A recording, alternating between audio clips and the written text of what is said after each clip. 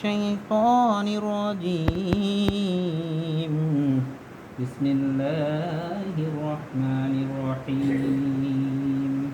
ومن يتق الله يجعل له مخرجا. إن الله وملائكته يصلون على النبي يا أيها الذين آمنوا صلوا عليه وسلموا تسليما. اللهم صل على سيدنا مولانا محمد وعلى آل سيدنا شافعنا محمد.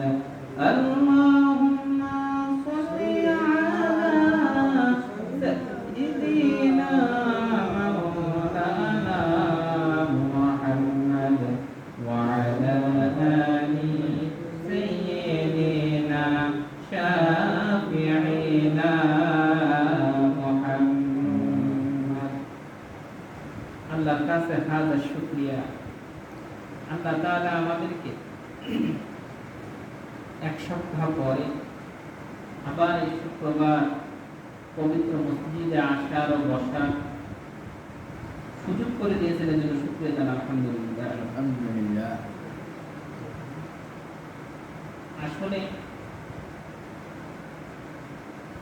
দুনিয়ায় সবথেকে গুরুত্বপূর্ণ কাজ হচ্ছে আল্লাহর দিকে ধাবিত হওয়া।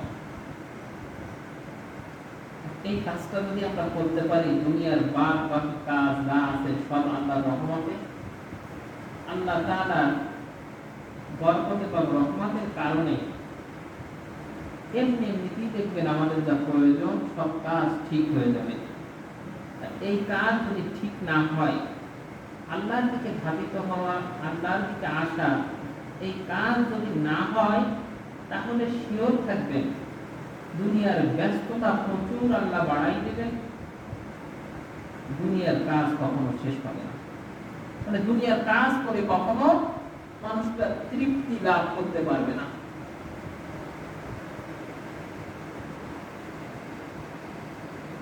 আমরা বেশ কিছুদিন ধরে একটা আলোচনায় ছিলাম। প্রথম আলোচনার বিষয় ছিল রিজিক আল্লাহ তাআলার পক্ষ থেকে আসে, আল্লাহ রিজিক সংকুচিত করেন, আল্লাহ রিজিক বাড়াইয়ে দেন। এই হচ্ছে আমাদের একটা আকীদাগত বিষয়। তার মানে হচ্ছে এই হচ্ছে একটা বিশ্বাসের জায়গায়। এই বিশ্বাস যা থাকবে না, তার ঈমান যে সঠিক আছে কি না এটাও কিন্তু একটা প্রশ্ন সাপেক্ষ ব্যাপার হয়ে দাঁড়াবে।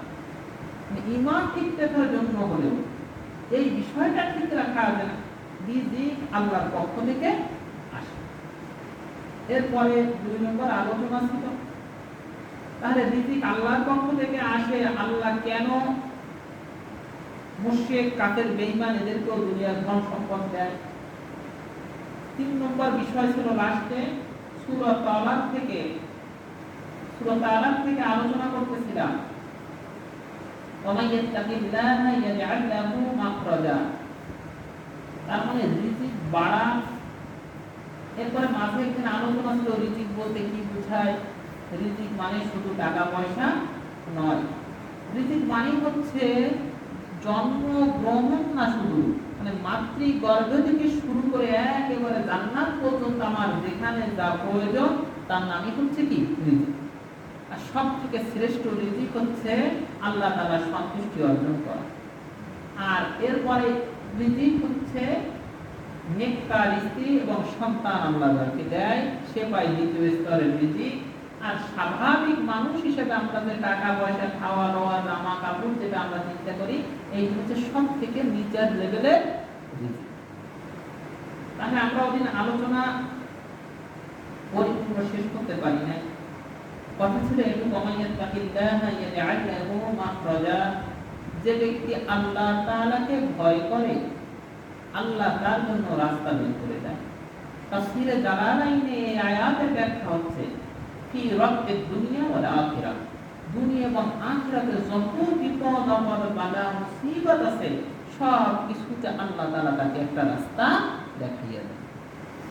এই পর্যন্ত মনে হয় এসে শেষ করছিলাম এবং সদর সাহেব রহমতুল্লাহ আলাইহির একটা ঘটনা বলছিলাম এই আয়াতের সাথে সংশ্লিষ্ট। এবার আসেন এই বিষয়ের দ্বিতীয় আয়াত। আল্লাহ সুবহানাহু ওয়া তাআলা বলতেছেন ওয়ালাউ আন্না আহলাল কুরা আমানু ওয়াত্তাকাউ লাফাতাহনা আলাইহিম বারাকাতিন মিনাস সামাই ওয়াল আরদ। আল্লাহ সুবহানাহু ওয়া তাআলা বলতেছেন ওয়ালাউ আন্না আহলাল কুরা, যদি এই জনপদের মানুষজন আমানু ঈমান আনতো, আল্লাহর উপর বিশ্বাস স্থাপন করত, ওয়াত্তাকাউ এবং তারা আল্লাহকে ভয় পাইত, লাফাতাহনা আলাইহিম বারাকাতিন মিনাস সামাই ওয়াল আরদ, আসমান এবং জমিনের থেকে আমি রিজিকের দরজা এদের জন্য খুলে দিতাম। এখন দেখেন একটা বাস্তব বিষয় দেখেন, এবার কিন্তু ধান অনেক হয়েছে না, কিন্তু দেখেন বৃষ্টিটা এমন সময় পড়ছে প্রতিটা মানুষের প্রেশানি কিন্তু বের হয়ে গেছে। আরেকটা কি হইল, ধানের দাম কম হইল, কিষানের দাম বাড়িয়ে। তার মানে আল্লাহ দেখাচ্ছে তোমার সামনের রিজিকও আমি নিয়ে যাইতে, মানে পেটেতে ভাত থাকবে কিন্তু ভাত খাওয়ার সুযোগ আল্লাহ নাও দিতে পারে। এই কি হচ্ছে আকীদার প্রশ্নের রিজিক আল্লাহর পক্ষ থেকে আসে। বহুত মানুষের দেশে ধানে গছ লাগাই কিন্তু দেখবেন এই বহুত মানুষের কাছে জুমার নামাজ বাদ দিয়ে এই ধানের পিছনে, কিন্তু নামাজ পড়েছে আল্লাহর কাছে চাইতো, আল্লাহ তুমি কি, আমি বড় প্রেশারে গেছি, আল্লাহ তুমি আমাকে সাহায্য করো। আমার দৃঢ় বিশ্বাস যদি ঈমান সের উপরে থাকে আল্লাহ ফেরেশতাদের দিয়ে তাকে সাহায্য করে। কারণ মুন্সি সাহেব রহমতুল্লাহ আলাইহির ঘটনায় পাওয়া যায় তার জীবনীতে যেন সমস্ত কিষানরা ওই পাদর মাথা উল্টে ফিরে লাগাই যাচ্ছে যে দেহি মুন্সি সাহেবের কি কারামত আছে, আল্লাহ কি করছেন। জোগার সময় একেবারে বাড়ি গায়ে পানি শুকাইয়া দান সব ফেলাই দিছে, পানি কি লাগাইছে সেই সময় তো বাড়ছে, মাথা বেছে নিচে ওই মূল দেশে উপরে দেখেন একেবারে শুকাই দিছে, বাড়ি গায়ে একেবারে দান সব শুয়ে গেছে, গোড়া নিচে গেছে, মাথা সব উপরে গেছে। এবং সেই জমিতে আল্লাহ অসম্ভব রকমের ফসল আল্লাহ দিয়েছে। তাহলে রিজিক দেওয়ার মালিক কে? এবং এই রিজিকের সম্পর্ক হচ্ছে আল্লাহ তাআলার বিধান মানা না মানার সাথে। এই কারণে আল্লাহ বলতেছেন ওয়ালাউ আন্না আহলাল কুরা, যদি নিশ্চয় ওই জমিনের লোকজন, ওই জনপদের মানুষজন আল্লাহর উপর ঈমান আনতো এবং আল্লাহকে ভয় পাইতো, তাহলে আল্লাহ দুনিয়া এবং আসমানের রিজিকের দরজাদের জন্য খুলে দিতেন, বরকতের দরজা আল্লাহ খুলে দিতেন। বারাকাতুন মিনাস সামা, আসমান এবং জমিন থেকে বরকত আল্লাহ তাআলা এদেরকে বিছাই দিত। মানে হচ্ছে আল্লাহ যে সময় বৃষ্টি লাগতো বৃষ্টি দিত, যে সময় রোদ লাগতো আল্লাহ এদেরকে রোদ দিত। মানে যে সময় যা দরকার আল্লাহ ওই গ্রামে ওই জনপদের মানুষের জন্য তাই ব্যবস্থা করে। কিন্তু এখন হয়েছে তার উল্টো। এখন কি হয়েছে? উল্টো হয়েছে না, এখন দরকার রোদ, আল্লাহ দিচ্ছে বৃষ্টি। তা এই কারণে রিজিক আল্লাহ সামনে রাখবে, কিন্তু আল্লাহ খাইতে না দিলে আসলে খাওয়া যায়। এর একটাই কারণ, বিশ্বাসের জায়গাটা ঠিক, বিশ্বাসের জায়গা ঠিক করে। আমি দেখছি মাঝে এই মহিলা এক জমিতে পোকা লেগে একেবারে শেষ, আর এক জমি ধান কি সুন্দর দাঁড়ায় গেছে, পাশাপাশি ঘের একই জায়গাতে টমেটো চারা আনে, একজনের চারা মরে যায় আর একজনের চারায় অসংখ্য টমেটো আমরা দিই। এরপরও যদি দেখার পর যদি আমাদের চিন্তার জায়গার পরিবর্তন না হয়, তাহলে আর কিছু বলার তাকে কাছে। আল্লাহ বারবার বলতেছে ইয়া আইয়ুহাল্লাযীনা আমানু তাকুল্লাহ হাক্কা তুকাতিহি ওয়া লা তামুতুন্না ইল্লা ওয়া আনতুম মুসলিমুন। হে ঈমানদারগণ, আল্লাহকে ভয় করো, ভয় করার মতো করো, আর মুসলমান না হয়ে মৃত্যুবরণ করো। বারবার ইয়া আইয়ুহাল্লাযীনা আমানু ফাত্তাকুল্লাহ। বারবার আল্লাহ কোরআনে বলতেছে মুমিনদের দেখে আল্লাহকে ভয় করো আর ঈমান আনো, সৎ কাজ করো। সব জায়গায় যেখানেই যাবেন পুরো কোরআন শুধু আল্লাহ সূরা ওয়াল আসরের ভিতরে কি সুন্দর বলতেছে, ওয়াল আসর ইন্নাল ইনসানা লাফী খুসর। আল্লাহ বলতেছে আসরের কসম, সময়ের কসম, যুগের কসম, নিশ্চয় মানুষ ক্ষতির ভিতরে রয়েছে। নিশ্চয় মানুষ কিসের ভিতরে রয়েছে? মহা ক্ষতি। ইল্লাল্লাযীনা আমানু ওয়া আমিলুস সালিহাত, তারা ক্ষতির ভিতরে নাই যারা ঈমান আনে এবং নেক কাজ করে। ওয়া তাওয়াসাউ বিল হাক্কি ওয়া তাওয়াসাউ বিস সাবর। আর এই মানুষগুলার আরেকটা বৈশিষ্ট্য হচ্ছে এরা মানুষকে একে অপরকে সত্যের দাওয়াত দেয়। আরেকটা বৈশিষ্ট্য হচ্ছে এরা মানুষকে একে অপরকে ধৈর্যের দাওয়াত দেয়। এখন এই ধৈর্যের ব্যাখ্যা হচ্ছে সব থেকে বড় ধৈর্য হচ্ছে তাআতিল্লাহ আনিল মাআসি, মানে পাপ কাজ থেকে বিরত থেকে আল্লাহ তাআলার আনুগত্য প্রকাশ করা হচ্ছে সবচেয়ে বড় ধৈর্যের ব্যাপার। দেখবেন সামনে একটা পাপ কাজ, আমার ওইটা না করলেই নয়, কিন্তু ওই পাপ কাজ থেকে যদি আমি ফিরে আসতে পারি ওইটা হচ্ছে সব থেকে বড় ধৈর্য। আর এই কারণে আমি বলি প্রতিটি মুমিনের প্রতিটি ক্ষেত্র হচ্ছে পরীক্ষার ক্ষেত্র, আর সব থেকে বড় পরীক্ষার ক্ষেত্র হচ্ছে যখন মুমিন পাপের সামনে দাঁড়ায়।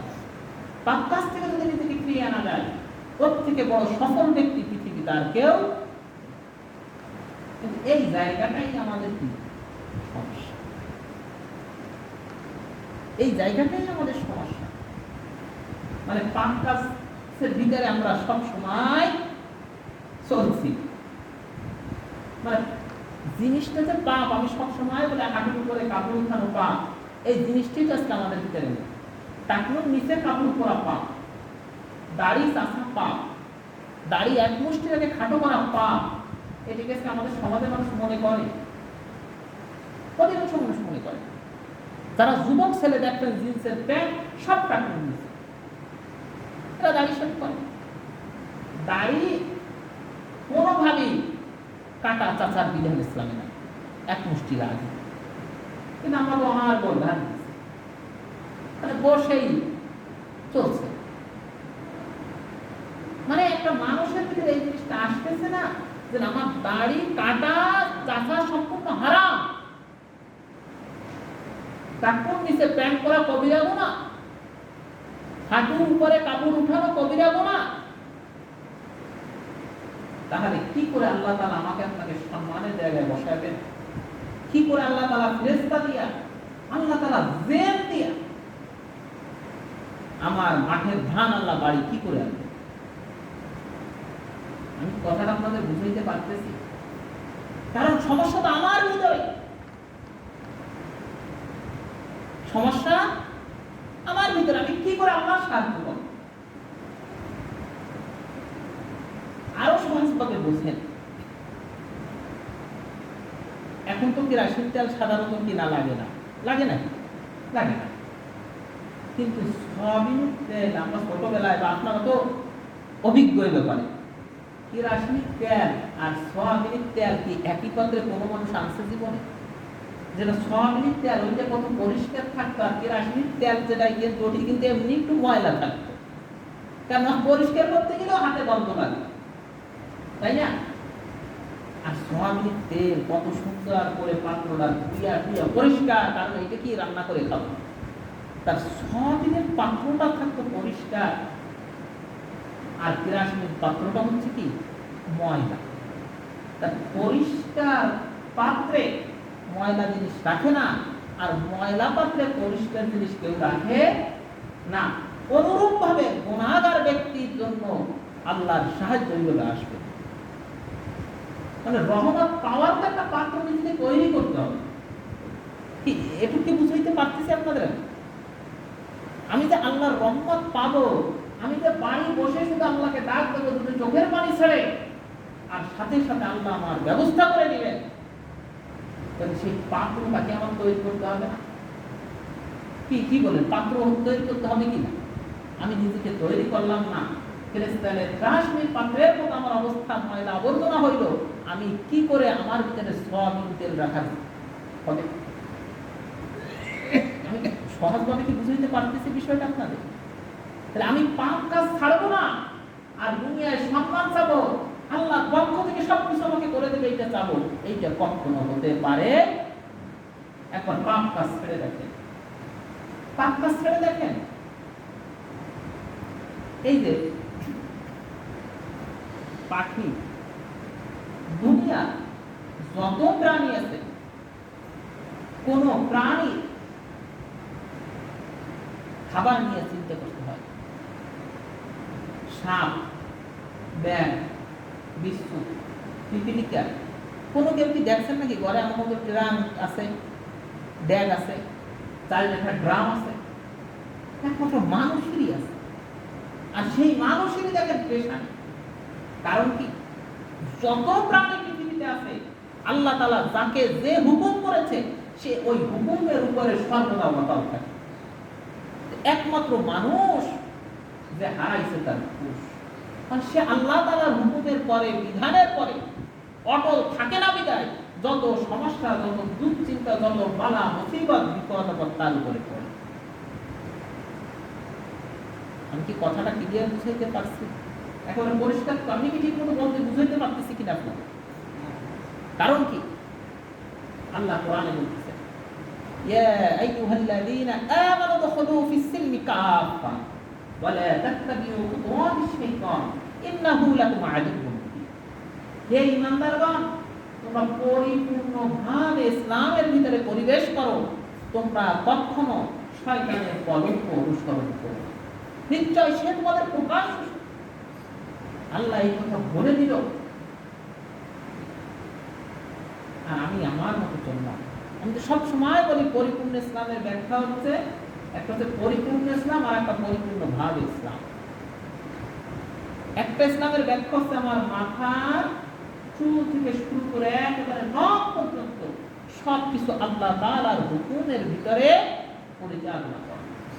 আর একটা ব্যাখ্যা হচ্ছে আমি সকাল থেকে উঠে রাত্রে ঘুমানো পর্যন্ত যত কাজ করব, সমস্ত কাজ আমার আল্লাহর হুকুম অনুসারে এবং রাসূলের দেখানো পন্থায় করব, তাহলেই হচ্ছে কি আল্লাহ তাআলা আমার সকল কিছুর জিম্মাদার হয়ে যাবে। এটুকু কি বোঝা গেছে? এরপর আল্লাহ ঘোষণা দিয়ে দিচ্ছেন, ক্বালু রাব্বুনা আল্লাহ সুম্মা ইসতাকামু তাতানাজ্জালু আলাইহিমুল মালায়েকা আল্লা তাখাফু ওয়া লা তাহজানু ওয়া আবশিরু বিল জান্নাতি আল্লাতী কুনতুম তুআদুন। যারা বলে আল্লাহ আমার রব, আল্লাহ আমার, এবং এর উপরে ইস্তেকামত থাকে, এর উপরে কি থাকে? ইস্তেকামত থাকে মানে প্রতিষ্ঠিত থাকে। এখন এর একটু ব্যাখ্যা আছে তাফসীরে। কামা আর ইস্তেকামত আর কওম এক জায়গা থেকে, এটুকু আপনাকে বোঝার দরকার নেই। একটা হচ্ছে দাঁড়ানো, একটা কি? দাঁড়ানো। কারণ দাঁড়ানোর সময় হাত পা বাঁকা হইতে পারে, পারে না? একটু শরীর এদিক ওদিক হইতে পারে, পারে কি পারে না? এইটা হচ্ছে সাধারণ দাঁড়ানো। আর যখন ইস্তেকামত থেকে আসে তখন হচ্ছে রডের কি কোনো এদিক ওদিক হয়? একেবারে সোজা থাকে।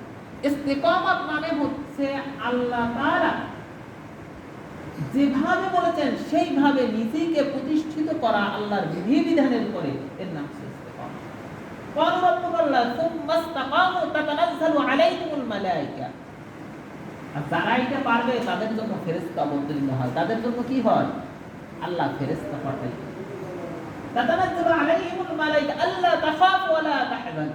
তাদের বলে তোমাদের কোনো ভয়ও নাই, কোনো দুশ্চিন্তাও নাই। ওয়া আবশিরু বিল জান্নাতি আল্লাতী কুনতুম তুআদুন। আর বলে তাদেরকে আপনি সুসংবাদ দিয়ে দেন যে জান্নাত তাদের সাথে ওয়াদা করা হয়েছে। তাহলে আল্লাহর একটা আয়াত আছে সূরা হুদে, সুম্মাস্তাকিম, সম্ভবত ওইখানে আল্লাহ রাসূলকে জিজ্ঞেস হুজুর আপনাদের দুই একটা চুল দাড়ি পাকছে, ঘটনা কি? সাহাবীরা বলছে এক আয়াতের চিন্তায় আল্লাহ বলছে আমি যেভাবে আদেশ করেছি ওইভাবে আপনি ওর উপরে কি থাকেন? ইস্তেকামত থাকেন, প্রতিষ্ঠিত থাকেন। যদি এই চিন্তায় আল্লাহ রাসূলের চুল দাড়ি পাইকে গেছে, সূরা হুদের একটা আয়াতের চিন্তা করতে হবে। আর আমরা মুসলমান হইলাম, একবারও চিন্তা করলাম না যে আল্লাহর বিধানের উপরে আমার সবসময় অটল থাকতে হবে। তাহলে বা চিন্তা করেন যে যদি ফেরেশতা কি আমার বাড়ি আসবে? কি ফেরেশতা আসবে? আল্লাহ নিজে বলছেন, যারা বলে আল্লাহ আমার রব, ঈমান, এটা হচ্ছে ঈমানের অংশ। এটা কিসের অংশ? ঈমানের অংশ। আর ইস্তেকামাত হচ্ছে আমলের অংশ। তার মানে হচ্ছে যারা ঈমান আনে, ওয়া আমিলুস সালিহাত, এবং নেক কাজ করে, আল্লাহ তাআলা ওই মানুষগুলোর জন্য তার পক্ষ থেকে ফেরেশতা পাঠাই দেয়। এই আয়াতের তাফসীর ইবনে কাসিরের ভিতরে লেখা আছে, এরা দুনিয়ায় ফেরেশতা চোখে দেখবে না, আর মরণের পরে ফেরেশতা ডাইরেক্ট চোখে দেখবে। বিপদে পড়বেন, দেখবেন চেনেন না, শোনেন না, অজানা এক মানুষ এসে আপনাকে পথ দেখাইতেছে। এক হাজী সাহেবের বর্ণনা আমাকে বলতেছে, তার নিজের মুখ থেকে আমি শুনেছি, এবং সে খুব শরীফ মানুষ এবং খুব ভদ্র মানুষ। ওই যেদিন ওই পাথর মারে না, ওদিন তো একটা হজবরল হয়ে যায়। এখন তো অনেক ব্যবস্থাপনা সুন্দর হয়েছে। আরো মনে করেন 20-25 বছর আগের ঘটনা, সে পাথর মারতে থেকে সে লাশের গায়ের উপরে দিয়ে দাঁড়াইছে। মানে সে এমন এক ধাক্কা দিছে, হয়তো লাশের গায়ের উপরে, এবং সে পুরো পথ হারাই ফেলছে।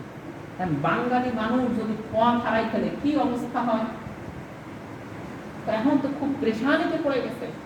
তখন সে বলতেছে, কোন জায়গাটা চিনি না শুনি এক লোক আসকে আমার একটা আপেল খাই দিতেছে, এরপরে আমারে জায়গা মতো পৌঁছে দিচ্ছে। তাহলে এই সাহায্য কে করছেন? আল্লাহ। কারণ কি? তার নেক মাকাসিদ ছিল যে আমি আল্লাহর জন্য হজ করি। তাহলে অসংখ্য মানুষের জীবনে যদি আপনি ভাবেন, আল্লাহর ওলিদের অসংখ্য ঘটনা পাবেন। মাঝে আমি এক জায়গায় গেছি, মাঝে আলোচনা করি, গেলে আমি তোমার সবার সাথে একটু কথাবার্তা বলি। ওইখানে এক লোকের সাথে আমার সাক্ষাৎ হয়েছে। তার বাড়ি গেছে বোটপুর। তার সাথে একসাথে আসছি গাড়িতে, সেও ওখানে গেছিল। সে আমাকে বলতেছে, তার বাবা যে সময় আল্লাহ রসুলের রওজায় দিয়ে সালাম দিছে, আসসালাতু ওয়াসসালামু আলাইকা ইয়া রাসূলুল্লাহ, সবাই দেখছে, সাথে সাথে মনে একটা কি আলোর মতো একটা ঝলকানি চলে আসছে। চিন্তা করছেন তারা কেমন মানুষ ছিল? সে আমাকে বলছে, আমার বাবা ছিল একজন সাধারণ মানুষ, কিন্তু আমার বাবার ব্যাগ বইতে বড় বড় মুহাদ্দিসরা, বড় বড় মুফাসসিররা, বড় বড় আলেমরা, ওই ঘটনা তারা দেখছে। তারা বলছে, হাজী সাহেব আপনি আর কোনো সাধারণ মানুষ নয়, সুতরাং আপনার ব্যাগ আর আপনি বইতে পারবেন না, আমরা আপনার ব্যাগ বই। একজন সাধারণ মানুষের ব্যাগ আল্লাহ বয়সে বড় বড় মুহাদ্দিসকে দিয়ে, বড় বড় মুফাসসিরকে দেওয়া, শুধুমাত্র আল্লাহ রসুলের ভালোবাসা তার অন্তরে থাকার। আর রসুলের ভালোবাসা অন্তরে থাকার মানেই হচ্ছে সব সময় সব কাজ আল্লাহ রসুলের দেখানো পথে। আমি বললাম, আমি আমার রসুলকে খুব ভালোবাসি, আমি দাঁড়িয়ে রাখলাম। রসুলকে ভালোবাসি, এক তো নামাজ পড়লাম না।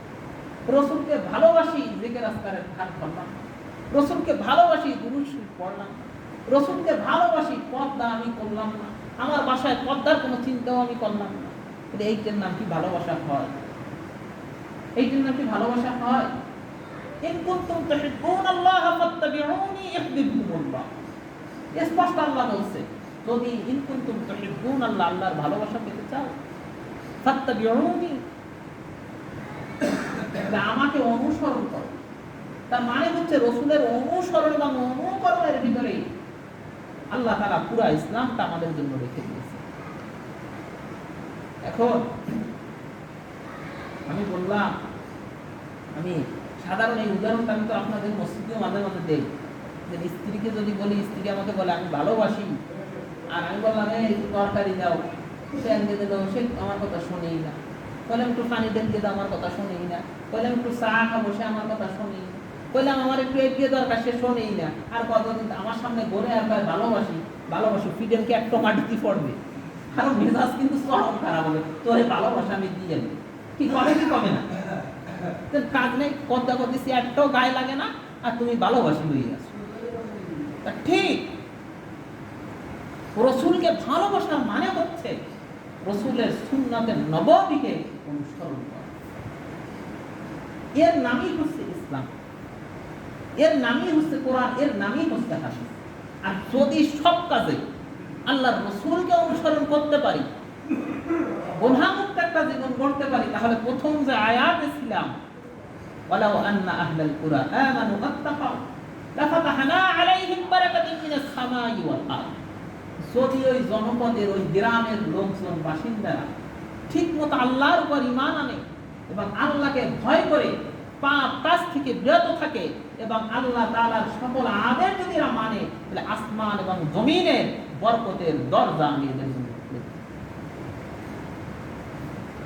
দৈনিকের রিজিকে কোনো অভাব থাকবে, সময় মতো বৃষ্টি হবে, যেমনি আমার রোদ লাগবে আল্লাহ রোদের ব্যবস্থা করে দিবেন, যে সময় বৃষ্টি লাগবে আল্লাহ বৃষ্টির ব্যবস্থা করে দিবেন, মাটি থেকে আল্লাহ বীজ ফেলাইলে আল্লাহ সোনা ফলাই দিবেন। আর যদি পাপ কাজ করি তাহলে আল্লাহ তাআলা সামনে রিজিক দেবে, কিন্তু ভোগ করার ব্যবস্থা আল্লাহ নাও দিতে পারে। সুতরাং আর সামনে আগাবো না। আল্লাহ যদি বাঁচায়, রিজিকের আল্লাহর পক্ষ থেকে যদি রিজিক পাইতে হয়, আমাদের প্রধান কাজ হচ্ছে আল্লাহর রাসূলের জিন্দেগি অনুসরণ করে সমস্ত কাজ। তাহলে আল্লাহ তাআলা আমাদেরকে যা শুনলাম সকলকে আমল করার তৌফিক দান করুক। আমিন। ওয়া আখিরু দাওয়ানা আলহামদুলিল্লাহি রাব্বিল আলামিন। আসসালামু আলাইকুম ওয়া রাহমাতুল্লাহ।